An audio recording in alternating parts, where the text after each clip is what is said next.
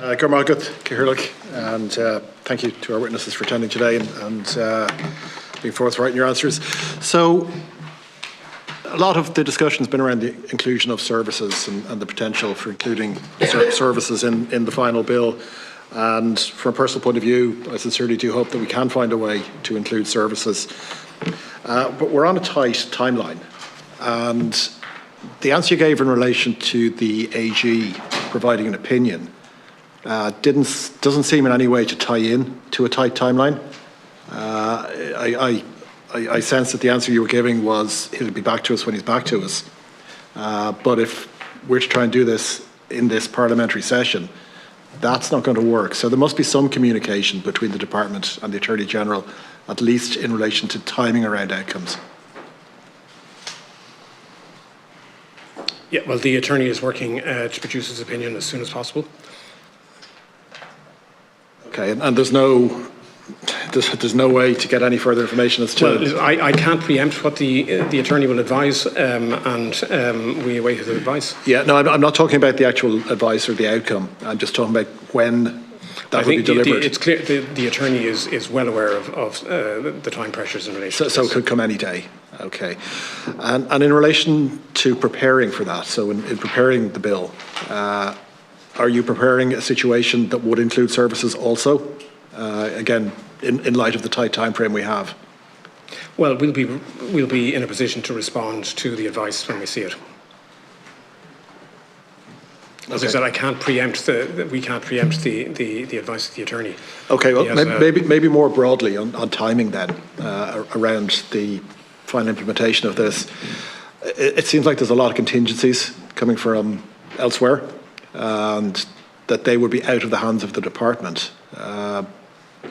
Is there any sense of pressure within the department to try and get this done in this session? I can assure you the Taoiseach has been clear that this is a priority for government, and this meeting is taking place a week after the government approved the general scheme, and the government, we're here to clarify the points raised by members of the committee, and we're happy to do so. And the Taoiseach is on record as saying that the government wishes to pursue this as expeditiously as possible. So obviously the timeline for this committee's work is for the committee to determine, and then it will come back into the Oireachtas, and then the government will take that forward then. And I can't give you a timeline around that because that's partly dependent on your own work. But the Taoiseach has said that the government will move as expeditiously as possible with this legislation. Okay. You mentioned earlier on that you had been in contact with some other states, or they had reached out to you. Can you give any light as to what states are closest or most likely to follow us should we get this bill enacted? So a number of countries have approached us, or we have chosen to share with those who we consider to be like-minded members on this issue within the European Union, and also some countries outside the European Union who have shared similar policy positions to us going forward. I don't have any information at this time I can share as to whether those countries are going to take action similar to what we have undertaken. We have encouraged them to do so, to look and see whether the approach that the government is pursuing here would be an approach that could be taken forward within those jurisdictions and their individual legal frameworks. And we've said that we're available to provide any further information or clarification for them. And as I mentioned, the Taoiseach himself has said that he hopes that, he has said that Ireland is the first country in the European Union to take action at national level in this way, and that's important for the reasons that he has made clear and the Taoiseach has made clear, and I referenced some of them in the opening remarks. But he has also said that he hopes that this will be another example of leadership, that by Ireland going first, it might encourage other governments to consider doing so as well. So we have to wait and see if that's the case.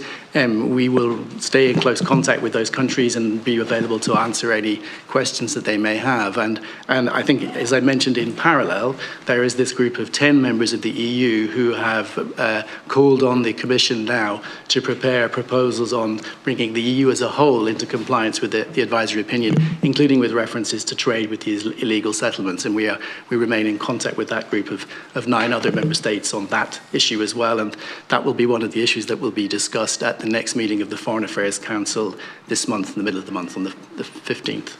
Of course, and we all also hope that we'll be at the vanguard of encouraging other states to follow. And key to that is delivering a timely piece of legislation, but also an all-encompassing one that does include services. Just a corollary to my previous question, have you detected any pressure, have you received any pressure from any countries within the EU or outside in terms of, I suppose, pushing back against Ireland enacting this bill? So there has been contact at official level from the United States around this under the previous administration to inquire about the intentions around this legislation at the time that those contacts took place. The Taoiseach has said in a recent PQ reply that he has not had any recent engagements with political counterparts in the US on this issue. And that, as I've mentioned, a number of countries have expressed interest in it from different perspectives. Okay, thanks. And just very broadly, in the time I've left, could you give an assessment of maybe the diplomatic, I think you've probably done that, but also the economic consequences of enacting this bill? In the time available. The volume of trade with the occupied territories is relatively small, and I think the importance of this measure is, as has been explained, about compliance with our obligations under international law, but as both the Taoiseach and the Taoiseach have said, it's also about showing leadership, and it's therefore of political importance as well as the measures that it's designed to advance. An analysis will be required as to whether there are potential economic implications more broadly for the state. I mentioned in the beginning of my opening remarks that we're aware that not all countries may view the legislation in the same way that the government does, and that may therefore lead to consequences in a number of areas, and we have to wait and see what those may be in terms of whether there is an impact for the posture of companies from other countries who are located here. Okay, thank you. I know over time, you mentioned an analysis. Is that something you could share with us ultimately?